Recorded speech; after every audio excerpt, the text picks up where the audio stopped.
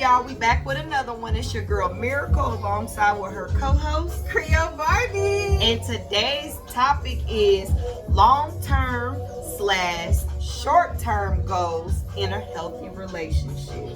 Okay. All right, so before I let you give your opinion, I want to tell you some notes that I jotted down Yes. of what I think this is. So basically, long-term and short-term goals is setting both long-term and short-term goals in a healthy relationship. It can help you and your partner grow together and ensure that your relationship remains fulfilling and purposeful. Yes. I know. Now you tell me, what are your thoughts? So I'm gonna go ahead and speak on my experience right now. So let's use my experience as a stepping stone. So for an example, LJ. Okay. Some of our short-term goals are this, okay? Mm-hmm. The short-term goal is for me to actually relocate to Las Vegas. I'm getting right in the suitcase with her, y'all. So that's one of my short-term goals.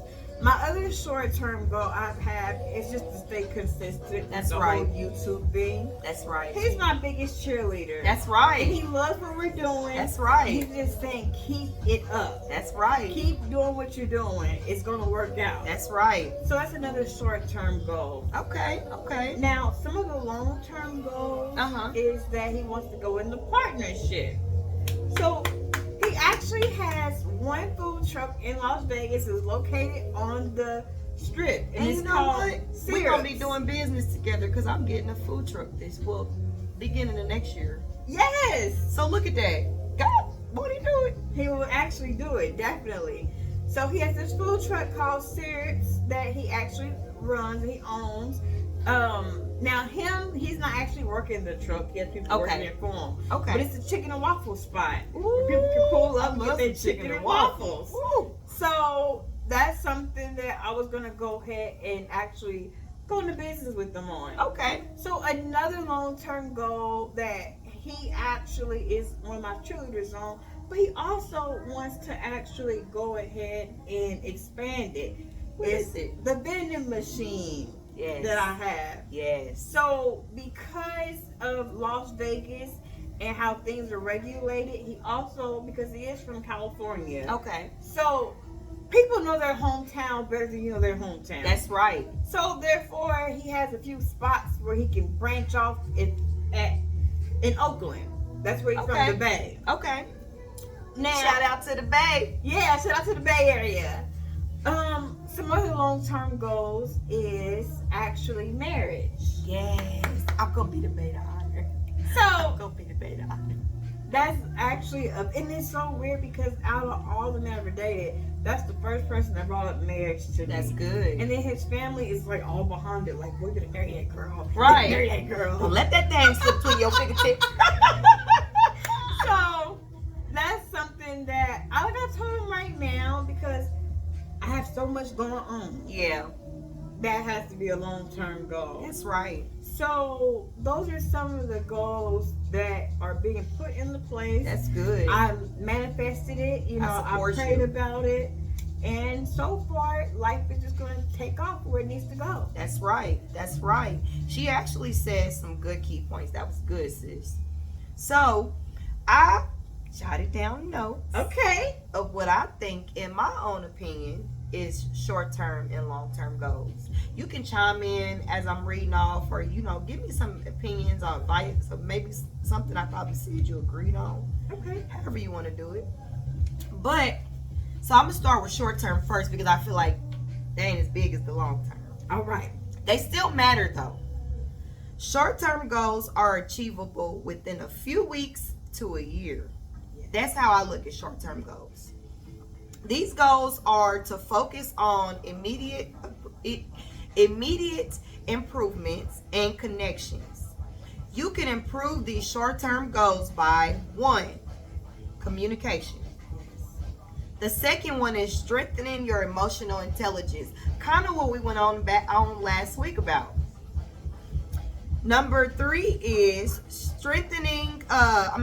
support each other's individual goals. Short-term goal. Support each other's goals. That's a lot of what you just said. Like, I'm gonna help my man, he gonna help me, we gonna do this thing together. And then the fourth one is increasing physical connection. Yes. You have to make sure you do that. It's really important to keep you guys connected so you don't feel like you have a disconnect in the relationship. Yes. The fifth one is work on a financial plan. Absolutely. Whether it be a month, 6 months, 6 months to a year, however you want to do it is short term. Yes. And then the sixth one is develop shared hobbies. That's important in a relationship. Yes. Because there might be some things that you like to do, but LJ probably won't like it. But as time go on, y'all mold each other, and he's like, okay, I was actually wrong. I kind of like skating a little bit. It kind of got me out there. So a short-term goal is to kind of get you guys to connect and intertwine with each other in ways that y'all have never done. And I like that you said that, because healthy influences is key in these type of relationships. That's right. So when your partner isn't used to seeing certain things, but you actually have a diverse spectrum of things that you're showing them That's right. in front of them, it actually influences them to trying these things out. So like you said, they just might like it. They just might like it. Like, for instance, with the whole podcasting thing. Yep. And how you said how you and your husband gonna start your couples podcast. That's right. Coming soon. Those are influences. Yes. And things of that nature. And also, when it comes to financial goals, and a lot of couples need to do this. Absolutely. You have to set goals with your finances. You have to learn how to have a savings goal. That's right. You have to learn how to have what to spend, what not to spend. That's right. An elevation. That's right. This money gonna be put aside for us to move or buy this home. That's right. A lot of people are so stuck in what's going on in the now that they lose hope of what's going on in the future. And it's not okay to be living day by day. It's absolutely not okay. And that's not a part of elevation. That's not manifesting. That's low vibrational. And that's not financial stability. I see a lot of couples break up over money. You shouldn't, but they do. And it's either because they either got a wife that likes to overly spend for no apparent reason, or you might have a husband that likes to overly spend for no apparent reason. Somewhere in between, you have to have a balance. Now, I'm the first one to admit, y'all, I let my husband take care of the finances. The only thing that I do is I make sure the bills are paid. Yes. But as far as the spending goal or what we're going to do or what we're going to get for the month, he's in control, and I give him full responsibility because I know that I have a spending problem. It's not that I just go and spend money crazily and make us broke, but sometimes I do buy stuff. And I'll be like, babe, I know we didn't need that, but it's cute. And I'm happy that you actually took accountability and say, look, I know when I go in them stores, sometimes I may get a little outrageous. I get real tempted. So therefore, my husband is the more financially mental stable one, and he's going good to handle at these finances. So I feel like whoever is able to have the financial literacy in the relationship needs to take on that responsibility. That's right. And I hand it over to him. I'm sorry, that's my weakness. Yes. And that's what couples mess up at. And that is what leads to divorces and breakups. That's right. Because people are being enabling. Yeah. And one prime example is this. You remember Kim Zolciak from Real Housewives? Yes, I know exactly what you're about to say, but go ahead. And how she had Troy go broke. Yes. With that's nothing, embarrassing. And all these Louis Vuitton bags and blonde. Some stuff just be unnecessary. It was very unnecessary, especially because he retired. So the money he was making in the NFL, he's no longer making it. And then what money are you making because you're no longer on TV? Right. It goes back. What are you bringing to the table? Absolutely. So I feel like he enabled the situation. Yep. Because it should have been a cutoff, a no. Yeah. Look, I have to survive. We have to survive. Or here's a perfect example, and I'm sorry, women, but I gotta say it because I'm an honest person. He might have had this type of wife. He told her no behind closed doors, but she didn't respect what he said. And she chose to be that wife. I'm going to do whatever I want to do. If it gets that bad, and honestly, he got tired of arguing with her, so he liked to each his own. But you shouldn't stay married to somebody like that. No.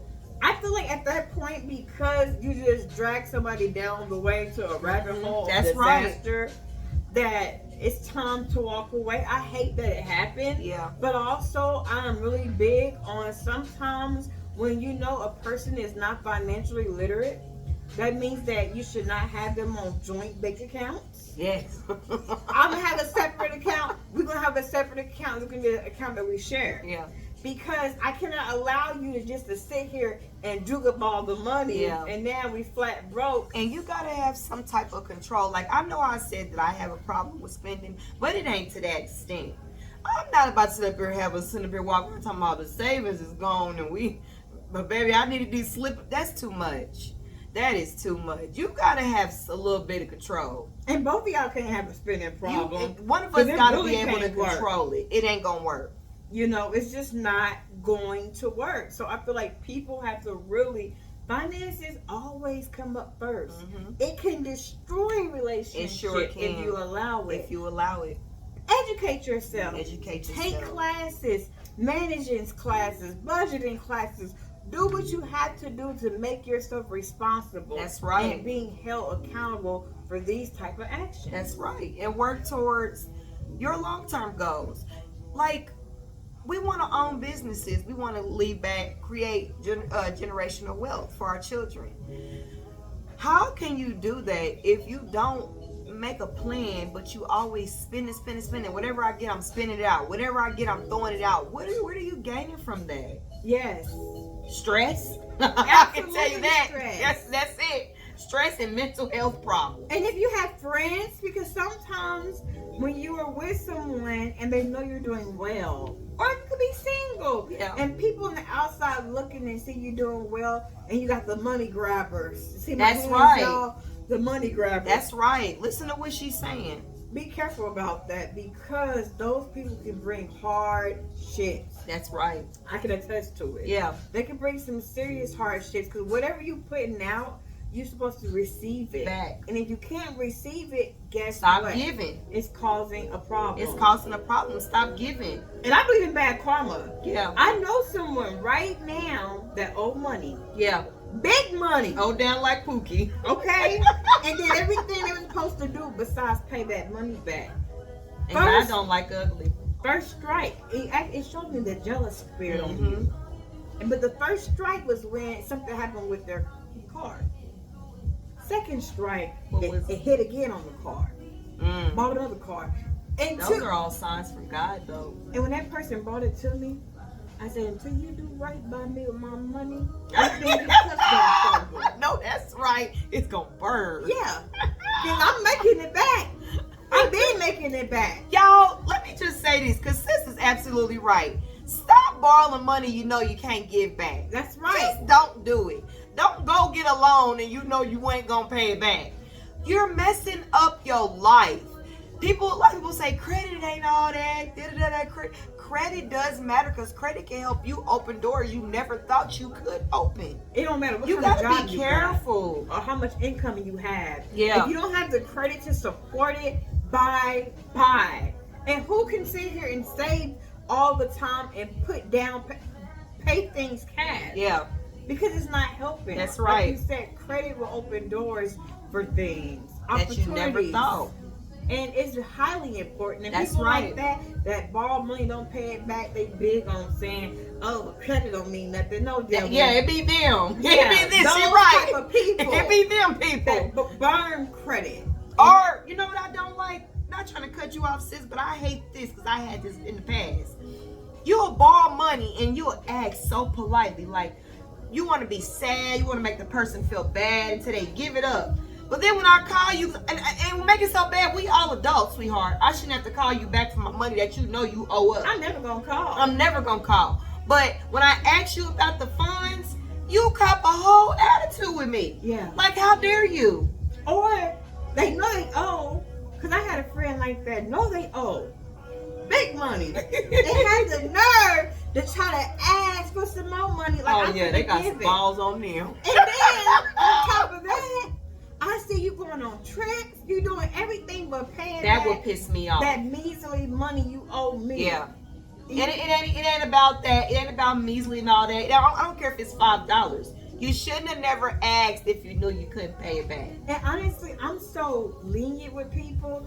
If you could pay $20 a month, $50 a month, I'll take that versus you telling me to kiss your ass. Yeah, that's disrespectful. That's high disrespectful. And when God works on a person's heart and their mind, their spirit, and God knows I try to live right. Yeah. And I do things from a loving place. Right. And when you misuse those people, God's people, you have bad luck in your life. That's right. And it won't stop until you go back to that person and tell me sorry. Sorry.